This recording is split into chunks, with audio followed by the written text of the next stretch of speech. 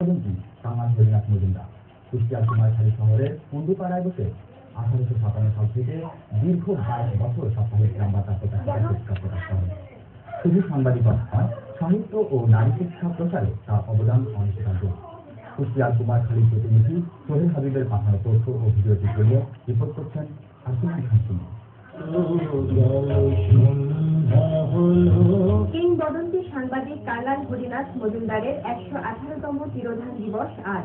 1863 সাল থেকে তার প্রকাশিত সাপ্তাহিক গ্রামবার্তা পত্রিকাটি নিয়মিত বের হয় কলকাতার গিরিশচন্দ্র বিদ্যারত্ন প্রেস থেকে।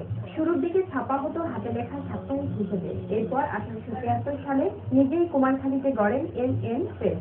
তিনি নারী শিক্ষার প্রয়োজনীয়তা অনুভব করে নিজ উদ্যোগে গড়ে তোলেন কুমারখালী বালিকা বিদ্যালয়। সেই সময় সারা ভারতবর্ষে যখন নারী শিক্ষা লাভ করেন, তখন এই কুমারখালীর অজ পাড়াগাঁয়ে বসে নারী শিক্ষাকে এগিয়ে নেওয়ার জন্য প্রতিষ্ঠা করেন বালিকাদের নিয়ে একটি বিদ্যালয়। আমরা চাই পুনরায় সেই স্কুলটি কামাল হরিনাথ নামে আবার পুনঃপ্রতিষ্ঠিত হবে। শুধু সাংবাদিকতায় নয়, সাহিত্য চর্চাতেও মনোযোগী এই মানুষটির প্রথম উপন্যাস বিজয় বসন্ত প্রকাশিত হয় 1851 সালে। তার বসতভিটাটি দীর্ঘদিন অবহেলিত থাকার পর 2013 সালের 5 অক্টোবর হতে প্রায় 2 কোটি টাকা ব্যয়ে নির্মাণ হচ্ছে সাংবাদিক কামাল হরিনাথ মিউজিয়াম, যার ভিত্তিপ্রস্তর স্থাপন করেন খোদ প্রধানমন্ত্রী শেখ হাসিনা।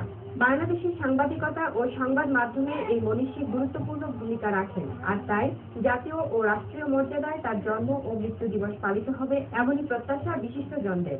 18 এপ্রিল প্রয়াণ দিবস।